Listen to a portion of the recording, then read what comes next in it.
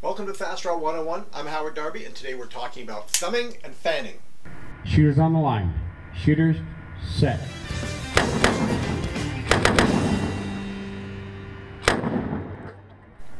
In the sport of fast draw, we use single action revolvers, and that means there's only a single action to pulling the trigger. It doesn't make the gun go bang all by itself. You first have to manually bring back the hammer, and then you can pull a trigger to have the gun fire. Now there's two main ways of doing that. There's what's called the thumbing method, where the thumb brings back the hammer, then you can pull a trigger to fire the gun, or you can use your offhand to fan back the hammer and then pull a trigger. That's what we're going to cover today, the different methods and why you would want to do one or the other in fast draw. The thumbing style is often considered the basics of all of fast draw.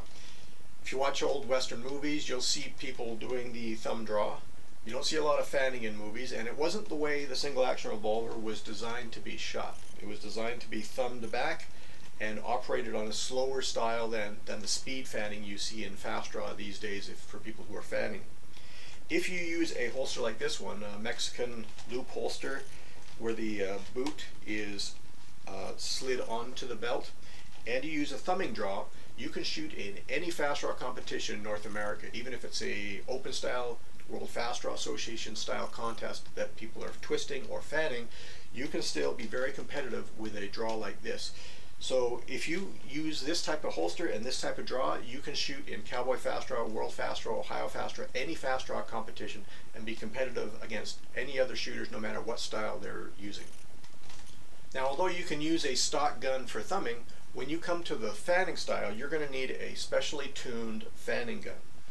Stock single action revolvers are not designed to be used with the fanning method, because when you fan, you get a lot more speed out of cocking the hammer than you do when you're thumbing. Your thumb, although you can be pretty fast thumbing and getting a lot of motion thumbing the hammer back, the fanning of the hammer is a lot faster, puts a lot more stresses on a gun. We put extra blocks inside the frame, we put blocks at the bottom of the hammer struts, we do a lot of timing changes to make the cylinder rotate not fully, so that it just uses inertia to go the last little bit of the rotation. And it's tuned up a lot to make it take the stresses of speed fanning, because when it spins fast, locks into place, puts a lot of stresses on a gun. And if you take a stock, even a Vaquero like this one here, which is a very strong gun, if you do fanning with it, I've seen these guns break down after only a few dozen shots and start skipping and have problems. So make sure, if you're going to do the fanning style, you get a gun that's been specially tuned for fanning, otherwise you're going to have problems with your gun. Now, I mentioned a minute ago that in Cowboy Fast Draw, thumbing is about all you'll see in competition. That's because with the left hand fanning and the fact that you can't have a turned up hammer for fanning in Cowboy Fast Draw, it has to be a stock gun like this one. And when you come down on that stock hammer, it causes the barrel to jump. So at 21 feet, that's hard to hit. So almost everybody in Cowboy Fast Draw thumbs. In World Fast Draw, there's a side division called Hollywood Division. It's shot at almost all of the major championships. And it's a side competition, and it's all thumbing on stock guns like this.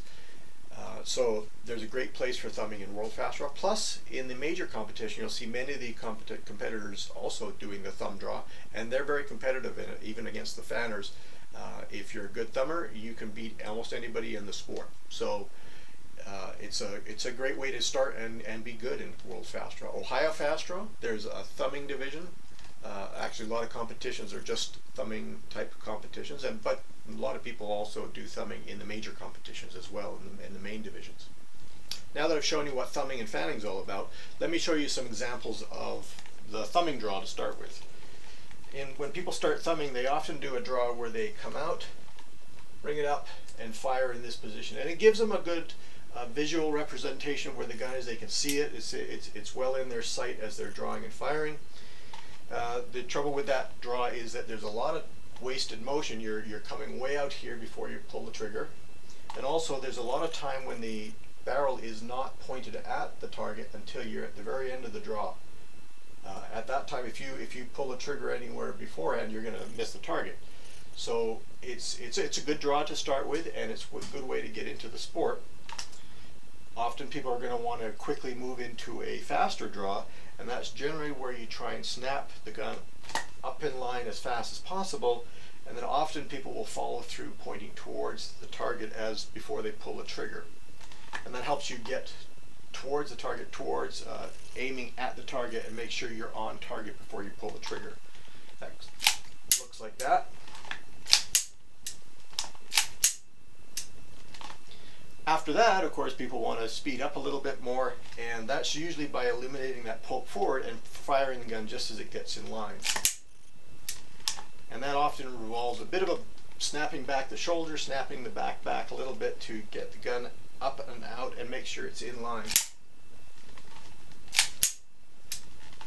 After that, of course, if you want to do the ultimate thumbing draw, it's minimizing the motion of the gun as much as possible and firing as soon as physically able to, which is just as it clears the top of the leather like that.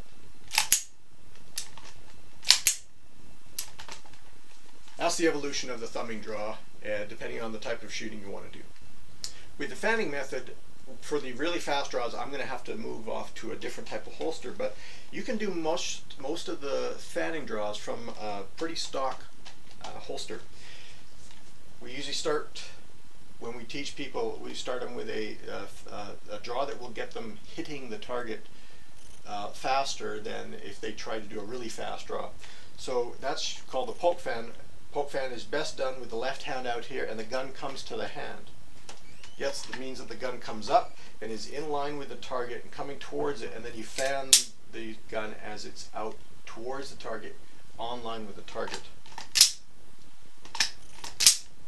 That's the poke fan. If you shorten that up a little bit, bring the hand in, you have to make sure you snap the gun up and then forward, and that's the ram fan.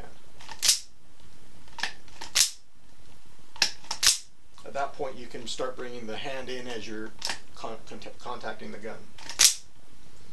And if you shorten that up even more, where there's almost no forward motion of the gun, and this hand has to come back and fan the hammer, that's the up fan.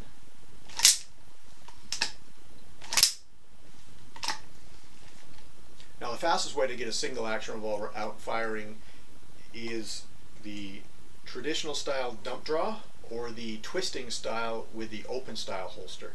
I'll show you that in a minute, but for traditional style world fast draw, which is a little bit smaller holster, this one here is a Myrnacle FD7. The gun cannot turn sideways, it must be straight up and down, but it fires just as you clear the top of the holster. It's called the dump draw because you dump it backwards, and just as it comes out of the top, it fires. Now when you have this sort of draw, you want to make sure you have lining, because every once in a while you are going to fire too fast and you're going to fire in the holster. If you don't have a liner on your holster, you're going to blow it apart eventually. So make sure when you do these type of draws, you use a holster with a liner in it. And that's the dump draw used in World Fast Draw traditional style competitions. The final fanning method I'm going to show you is something called the twist draw. Now the twist draw is the fastest way to get a single action revolver out and shooting, and it relies on a bit of physics on the way your wrist works. You can move your wrist that way a lot faster than you can that way, and most draws rely on your wrist moving up and down this way, not this way. For example, if you have the gun in the holster and you draw, you're having to turn your wrist that way to get it in line. But if you put the gun sideways and you just do that, you see the barrel comes in line with the target a lot faster than if you just do that. You can go that way faster than you can do that. And the twist draw starts with the gun like that, 45-degree angle, bit on its side.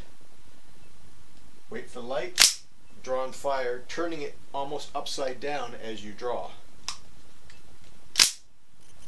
That draw will take about 2 or 3 hundredths of a second off of your time as compared to the dump draw, which is the fastest way of doing a non-twist type draw.